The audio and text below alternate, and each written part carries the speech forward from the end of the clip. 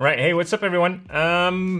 So this week is Organic Week, and in this week we're going to primarily focus on hoofed animals. So the theme is going to be hoofed animals, and you're going to have the choice to choose like which quadruped hoofed animal you want to go for, and I suggest you stick to like one, maybe two different types of animals, but don't differentiate too much.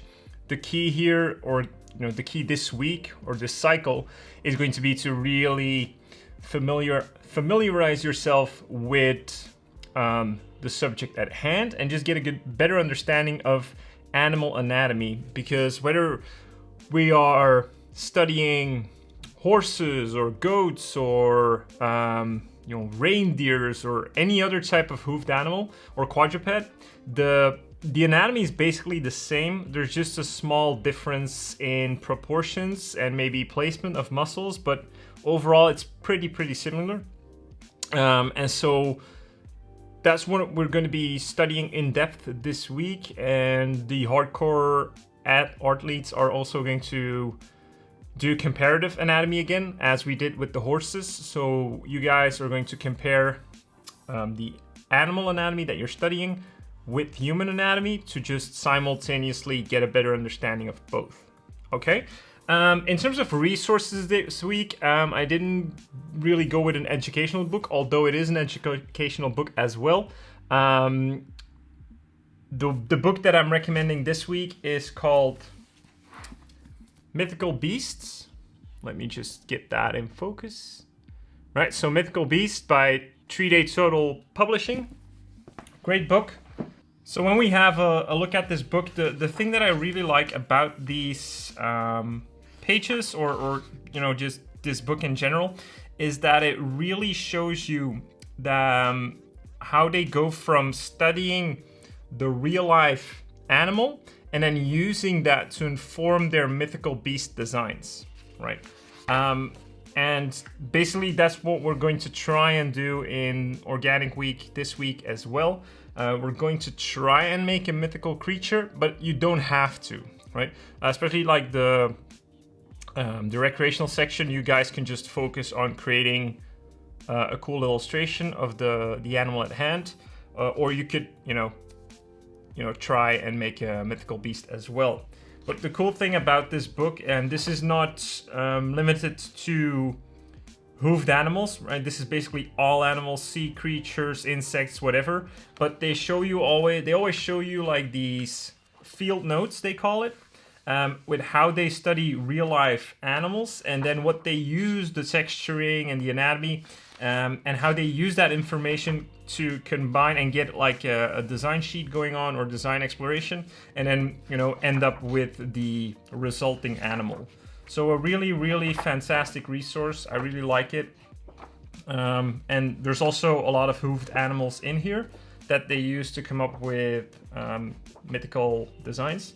So it's a great book. There's a lot of cool artists in here as well. So definitely have a look if you want to. But that's it for the resource this week.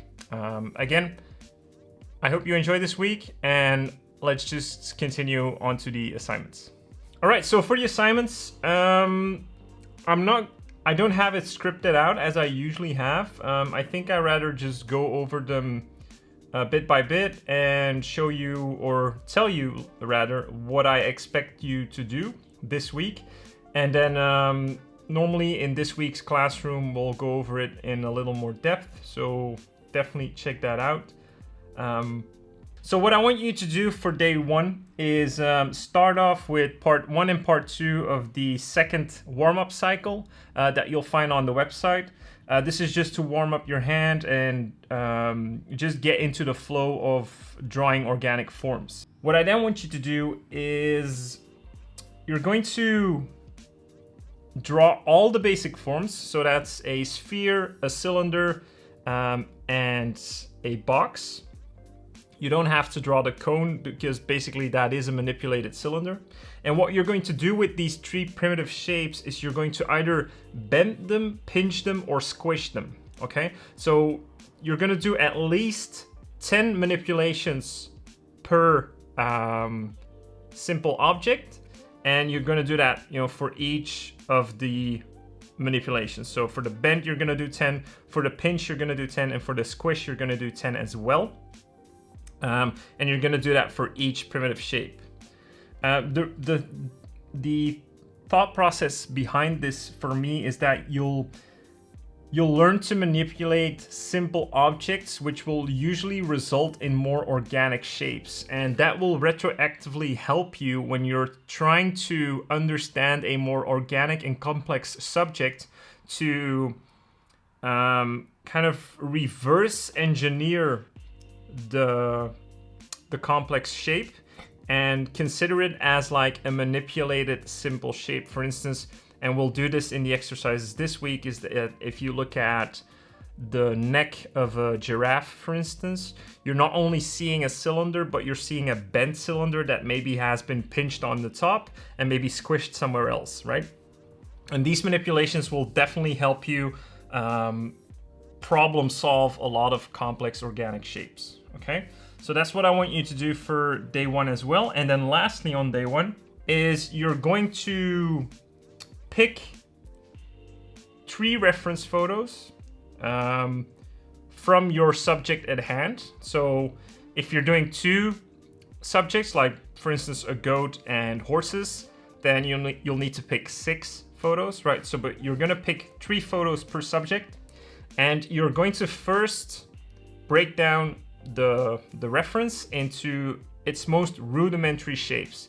They don't have to be super manipulated shapes already. They can be very, very rigid, like boxes, cylinders, and cones, very, very basic things, and draw them in the perspective as you see them in the reference. Then you're also going to rotate, and this is primarily for the hardcore section, you guys are also going to rotate that subject 5 times in different angles, just to train yourself to see if you have a good understanding of the forms that you are drawing, and see if you can manipulate those in space. All right, thank you all for watching. If you've enjoyed this clip and you want to get access to part 2 and part 3 of these assignments, make sure you head over to artwatt.com, where we have a lot more of this content, along with classrooms to accompany each of these assignment cycles, tutorials, a complete beginner's course for you to enjoy and get you up and running with the program. We have an amazing community on Discord where I'm very active. We do online doodle sessions. We do live classrooms that are recorded. Students can submit their assignments for feedback from our community members. We have some great support teachers. So if you want to get access to all of that, make sure you visit artwatt.com, and I will see you there. Bye-bye.